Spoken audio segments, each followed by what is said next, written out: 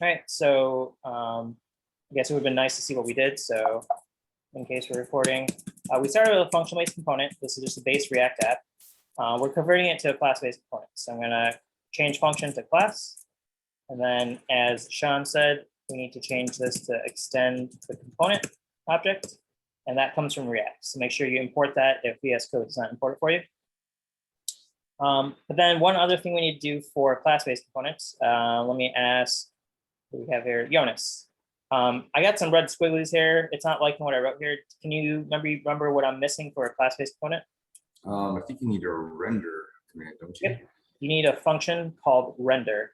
It must be named render. You don't have liberties to kind of name it what you want in this case, because again, React is going to look for a render method. So we're going to create render, and that's going to return what we had before. All right, that's basically it. Again, this is a simple example. We didn't have state values or anything to deal with. So here, we've converted this to a class-based component. We could write something here. So let's write good morning.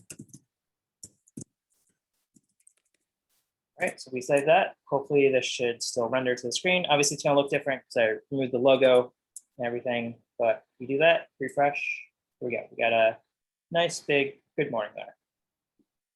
So that is a class-based component. Again, the parts are, you need a render function, you need to extend the component object from React, and then you're pretty much good to go with a simple component here.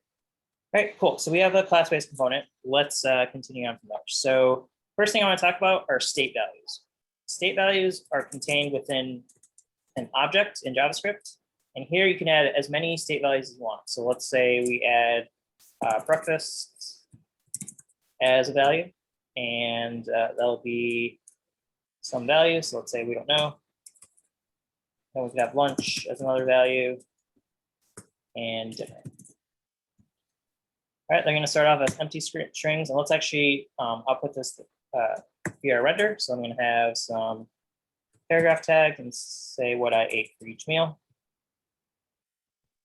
Cereal for breakfast, donuts for lunch and dinner. Sounds delicious. All right, I'll go with that. So for breakfast, I'm going to eat.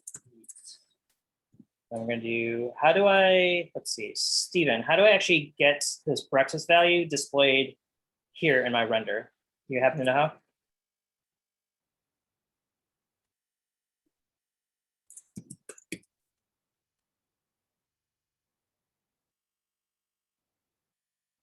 It's all right if you don't know how. This is what our review is for.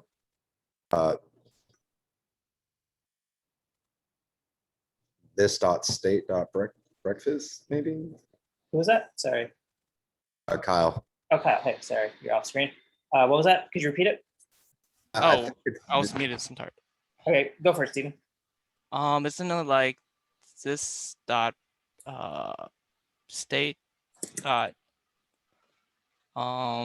whatever breakfast you want, or whatever the state it is? So it's the breakfast. So this is the key. So we're calling this value, and then cereal is the value stored in it. So we have this dot state dot breakfast. Can anyone tell me what this is going to print out to the console? It's going to print out this dot state dot breakfast. Yep, Don. Don kind of got my question there. It's actually going to print out literally this dot state dot breakfast. If I look over here, notice we You don't get. have to curly braces.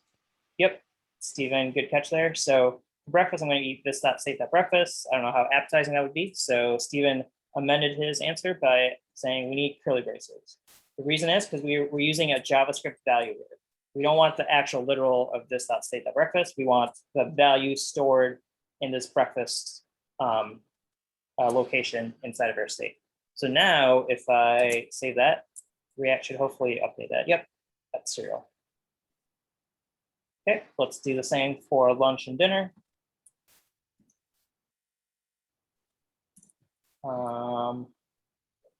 So yeah, we'll go with cereal. Let's see, Vincent, what do you plan on having for lunch? Do you happen to know? Do I know? Probably a sandwich, turkey sandwich. All right, turkey sandwich.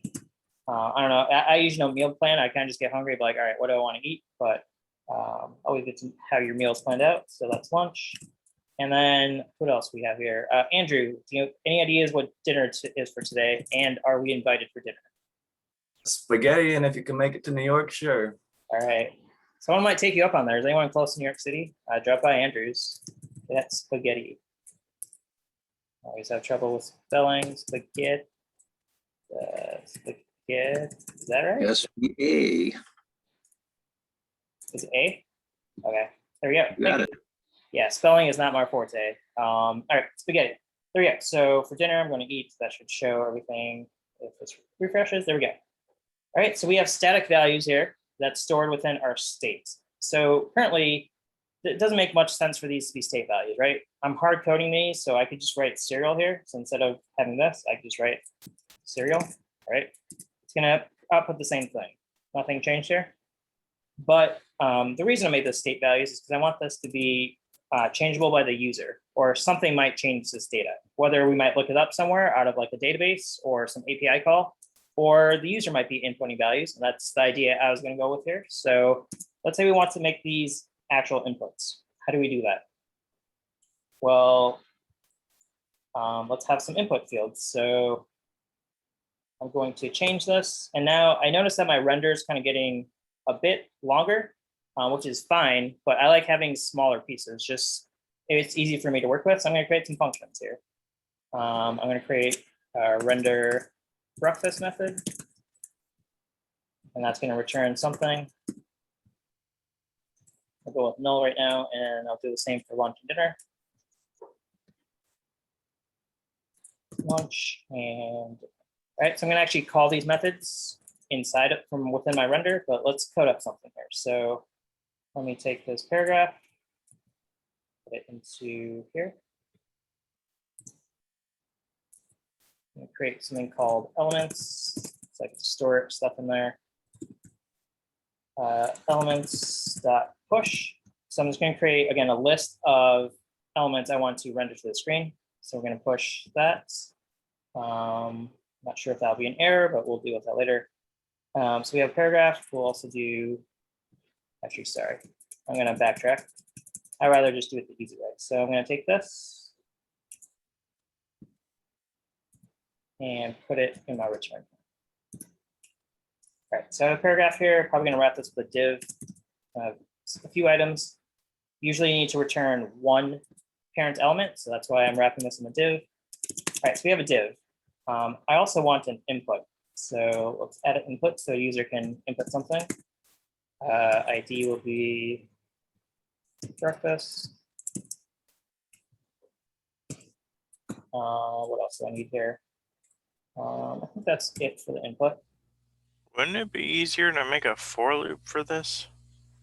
We could do a for loop. I guess you're saying if we iterated over our state value.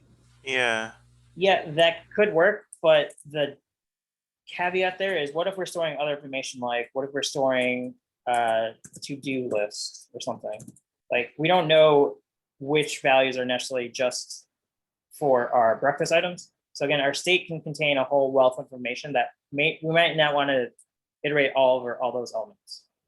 I guess if we're the ones creating the state value and we know exactly what's in it, we could iterate over it. I'm just going to do it piece by piece. Okay. Might have some repeated code. I think I like the way you're thinking, Sarah, that this can be kind of redundant, but I'm going to just go with it for now, and maybe we could refactor it a bit later. All right, so input of breakfast. You could use a single function and just pass in the meal. Yeah, that's what I was thinking too. Okay, you guys might be on something. Let's code up breakfast and then see if we could reuse this code for lunch and dinner. I'm not going to give an ID. I just want to say enter your. Okay, I'm not going to spend too much time on making this look good, but let's see what this looks like.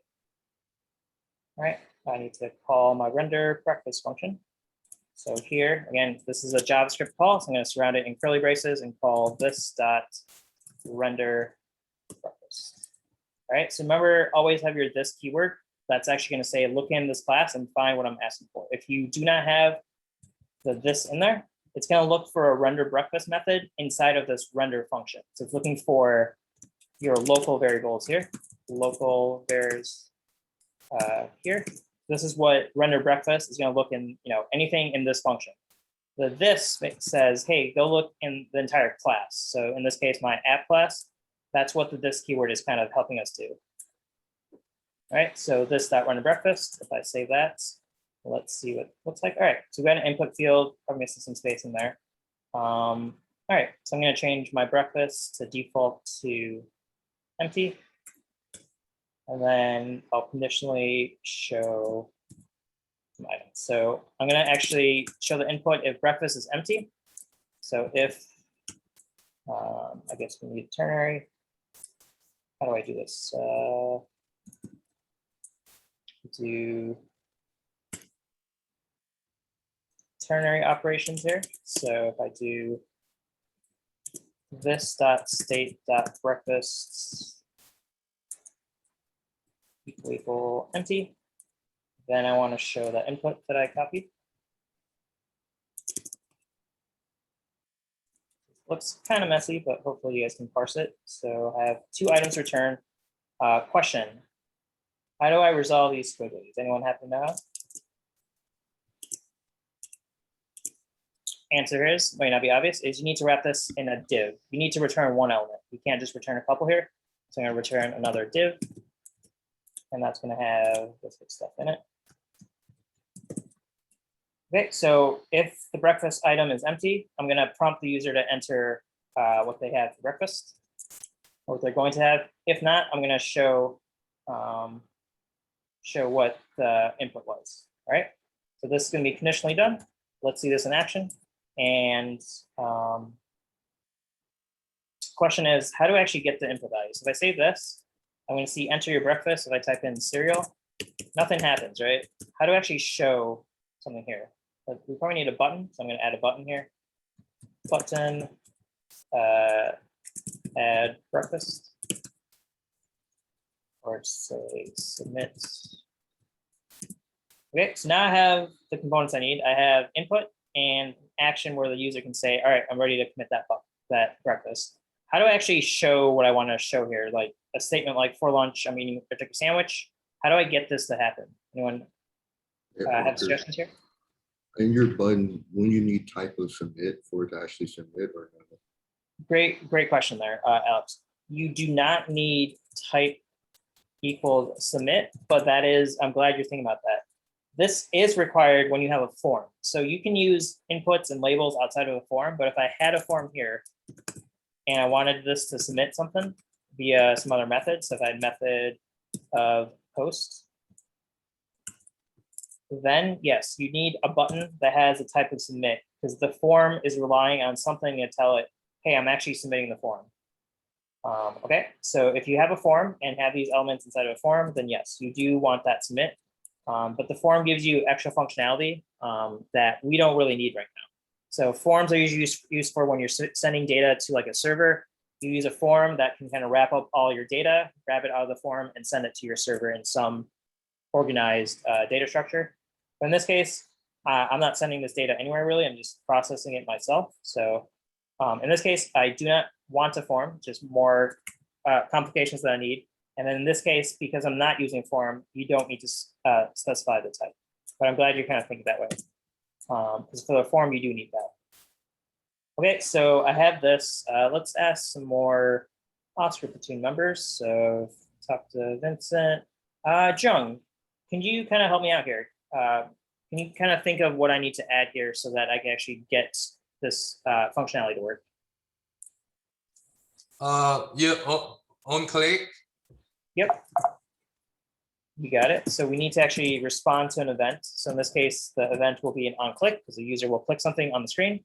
And then what's going to go in here?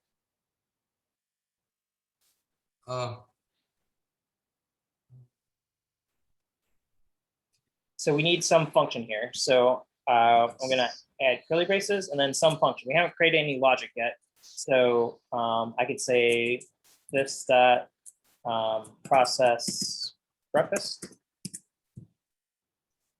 All right, so this is a method I'm going to create. I have not created it yet. So if I do another method called process breakfast, that'll be anonymous function. So process breakfast, how, does anyone remember, Jeremiah, do you remember how we can actually get the text value out of this? Actually, I'm not sure I remember. yeah, actually, I'm gonna apologize. I'm going down a wrong path. So, yeah, let's back up a bit. So we have not talked about this, and I don't want to introduce new concepts, but this is not straightforward where we want to grab a value out of the input.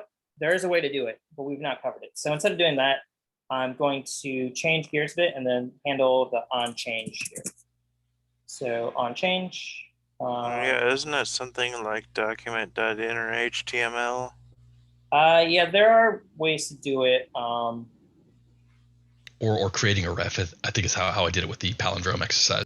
Yeah, the on ref, which is a hook that we've not talked about, that works in function-based components. There's a way to do it here. So sorry, I'm trying to think of the best way. We can do it on change, but okay, let's try to do it with a button. I was think I accessed it with something like this .target, but this target. Or like event.target.value if you're using the submit to do it.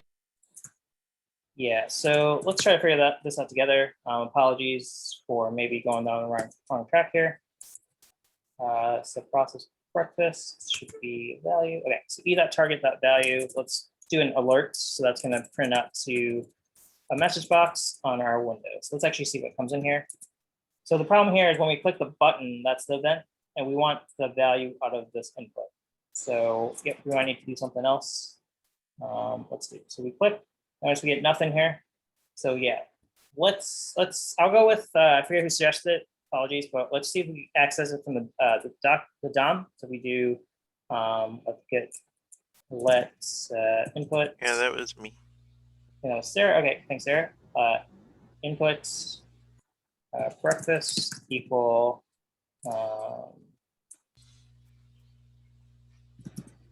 document that gets element ID. Element ID to Yep, I think that's inner HTML. We get input.breakfast. Close. I think we need to get the value from an input. So if we do this, if input breakfast, it's going to check if we actually get some element back. Probably should use JavaScript naming, not Python naming. So input breakfast. Now we can check the value. So if we do an alert of the value there, let's see what we get. So it's going to be input breakfast.value. This value is part of the input element. So let's save this. Let's see if this works. So let's say we do cereal. Will this actually print it out? There we got cereal. All right. So this is one way to solve it. Again, there are a few ways to go about grabbing a value from control, but this is the way we've done it before in JavaScript. Okay, so we get the value here. Who do I want to chat with next? Can I write that down for a moment? Go for it. Yep, it'll be on screen. James White, could you tell me how I can actually update my state value so that I actually insert the input value into my breakfast state?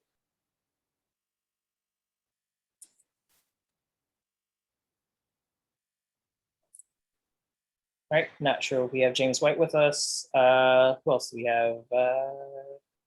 Tim Gasson, are you with us? Yep. Hey, good morning. Do you happen to know how I actually store my state value here from the value that the user inputted? No, I don't. Okay, fair enough. So again, good review here. So we have the value user entered. We need to update our React state. The way to do that is for a class-based component, we call set state, and then we pass in what we want to update. So in this case, we want to update breakfast. So we'll pass it the new breakfast value. In this case, the value is input breakfast.value. So what this is doing is now telling React, hey, I'm going to update this value that you're kind of tracking for us. So anytime we update this, React will automatically re-render your page. So I'll re-trigger this render, and then we'll get a new value outputted without having to refresh anything. So if we want to see this in play, I'm going to save this. Hopefully you have no errors. This looks good. Okay, so right now, I got rid of that alert. So now we're going to enter a breakfast item. When we hit submit, it should change to something like this. So if I enter cereal here, cereal, hit submit, notice we got, for breakfast, I'm going to eat cereal. Right, so just to follow the steps so we understand states. We took an input value from the user. We set it as part of our state using the this.setState method. You must use this. You do not, and should not update it in this manner. So if I do this.state.breakfast equals this, sorry. Let's say we do it manually. Again, you should not be doing this. So let me make this super clear. Do not set state values this way. Well, let's actually try it and see what happens. All right, so if I save this and refresh my page, all right, here we go. So if I enter cereal here and hit submit, notice nothing happened in my UI. But let's actually look at the back end. So if I want to do a console.log of this value. So if you refresh your browser, would it show up? It would not. If you refresh your browser, it's basically your app kind of starting again. It starts from scratch. So yeah, refreshing would not solve that. So let's try this again. If I type in cereal here, sorry, let me add breakfast. Hey, Ankur, is the reason it doesn't work, is it because you're doing a call on the value being changed before it's actually changed? You mean for line 16 here? For when you're doing it the wrong way, when you're changing your state, is that why you don't do it? We'll talk about it, but yeah, I'll get to why we should not do it this way. So we're gonna see this here. We're updating the state value directly, which is a big no-no. The reason it's a no-no is because it doesn't quite work the way we expect it to. So again, if I type in cereal here, I hit submit, I could sit here all day long and hit submit, nothing's gonna happen. If I look at my console though, notice I got breakfast value of cereal multiple times. Let's change this to like waffles. I'm getting hungry here now. Notice we got waffles printed out. So this waffles is coming from this.state.breakfast. So to review here, your value got updated. Like we achieved that part of our, I guess, our to-do list in terms of making this work. We updated our backend value. So our value behind the scenes is correct. The problem is React never picked up that change. React is just sitting there saying, hey, did you ever change this value? And it's thinking, no, nothing's changed in your application. The reason being is because React relies on the magic of set state to actually say, okay, you're telling me something is about to change, or I'm going to change something for you. Let me change it, and then I'm going to update the UI elements also. So in this case, if you manually update it, your data is going to be out of sync with your UI, and that can cause, usually it's not terrible, but it can cause some bad problems depending on what your application is doing. So this is the bad way. If you want to do it the good way, or the correct way, is using this.setState. You will update the value in this manner. So you're saying, hey, the new breakfast value is going to be whatever I want it to be. And then React's going to know, all right, you updated a state value. Let me update your UI. So if I save this, again, we'll see what we did before. It'd be waffles. Where does we get waffles here? So does that also declare a new state value if one's not already defined? Good question. I'm actually not sure, so always worth trying. So let's say we didn't have a state value initially. Does this create a new value for us? I am eager to find out, actually. So let's refresh our page. Refresh. Why? All right, I'm not sure what's going on here. I think it took away the form and all that. Oh, right. Because we were conditionally doing it here. So we should probably do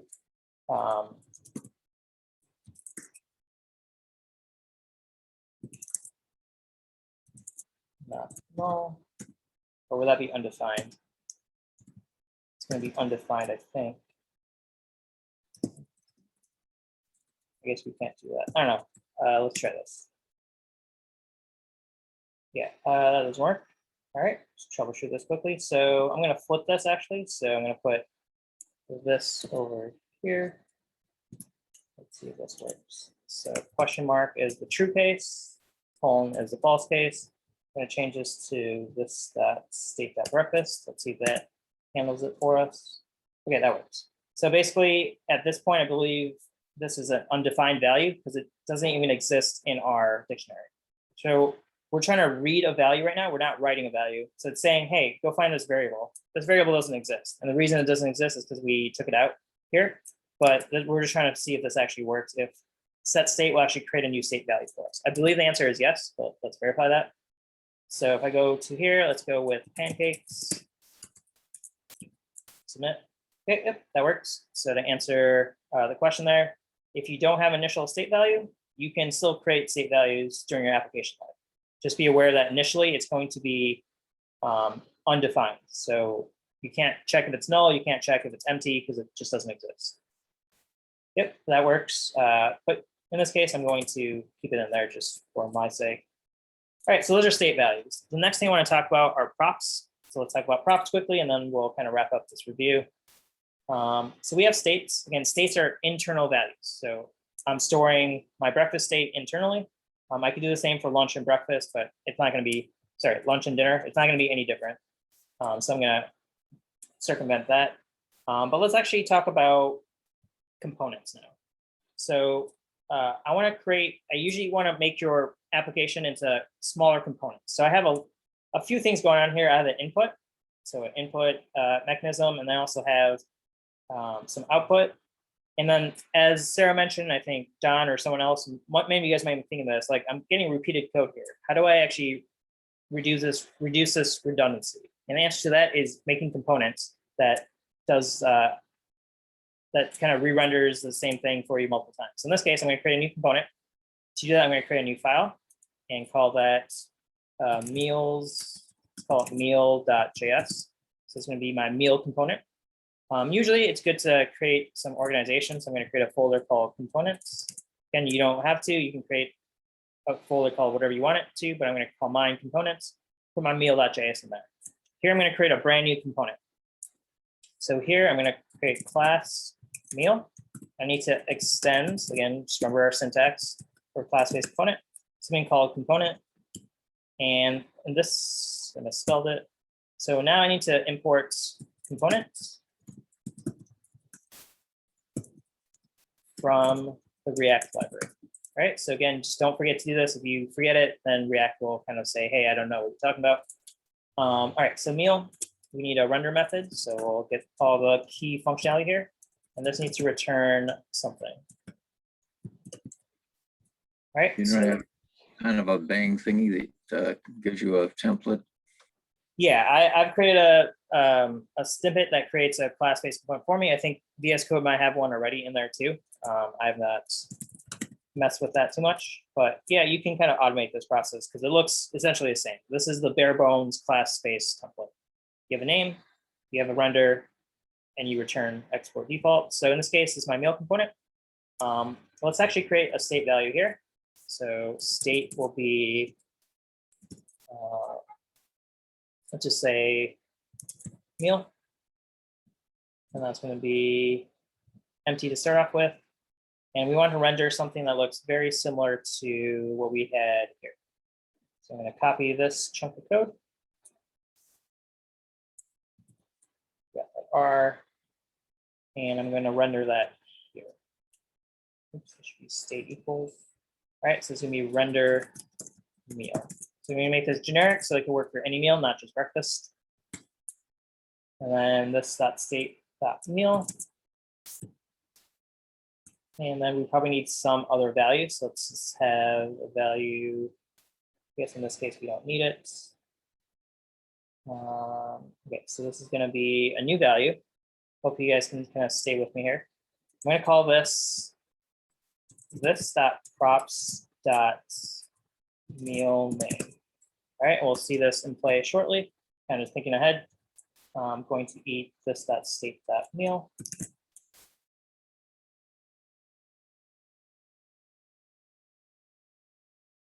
All right, so let's do this a little differently. We'll do let's meal name equal. Hold up, is this inside the render function? This will be. This isn't my render meal function right now. So render will call this. So actually, let's do that right now to avoid confusion. So I'm going to do render meal here so that this will just call some logic above. In this case, render meal. This.render meal, sorry. I'm going to create a local variable called meal name just to grab the props value, and then I can use that repeatedly throughout my code. So I'll do meal name here. Do you have to pass in props as a parameter to render meal? You do not, and we'll talk about that shortly. Great questions you guys are asking that. So meal name, ID, I guess we could just use the same thing.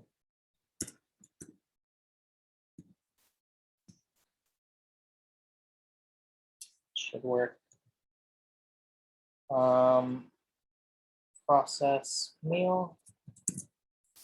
Okay, I think I've covered my bases here. We might need to double check, but all right. So I think I made this generic enough where I could render it for any meal and it'll show the correct thing.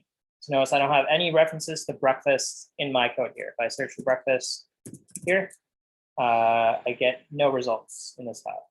So I'm got a generic meal component here. We'll talk about what's going on here. Let me quickly change something.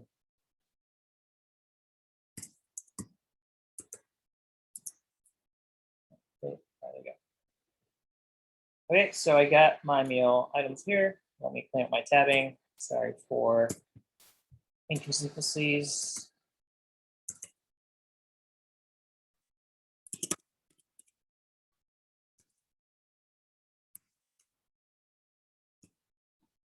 All right. Let's do this quickly. All right, that should be good enough. I should be using two tabs instead of 4. All right, there we go. So we have this state.meal, save that, app.js. All right, so now that I have that component, I want to use that component inside of my app. Who do we have out there? Tianlin,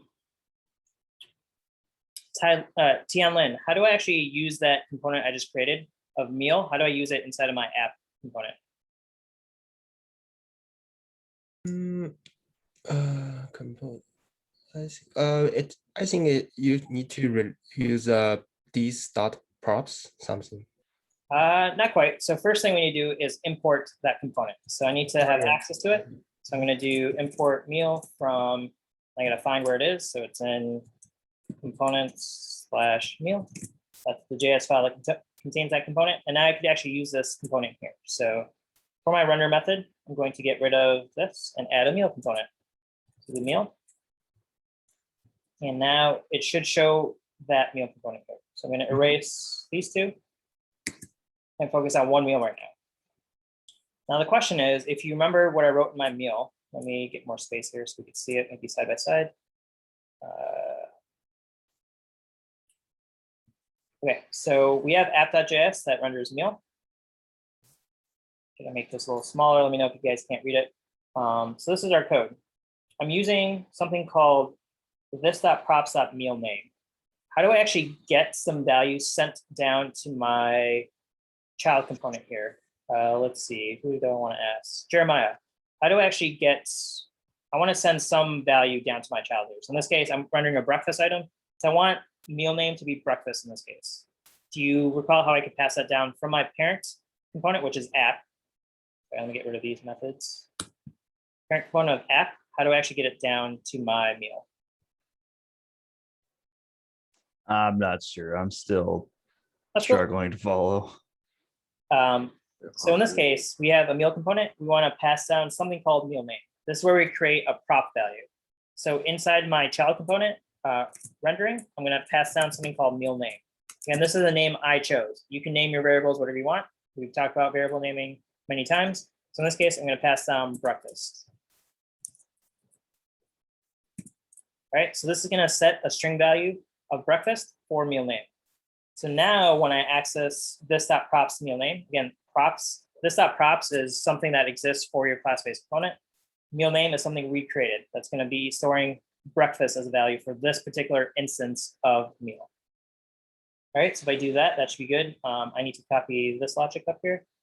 So process. I'm trying to copy along with this, but it's starting to go way too fast. I would say, yeah, just try to focus on the concepts. Coding along, probably not going to go well, because yeah, I'm not going to, be able to pause that much for this review.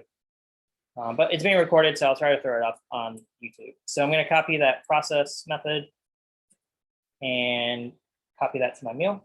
So let's say, paste that in here. and this will be process meal input.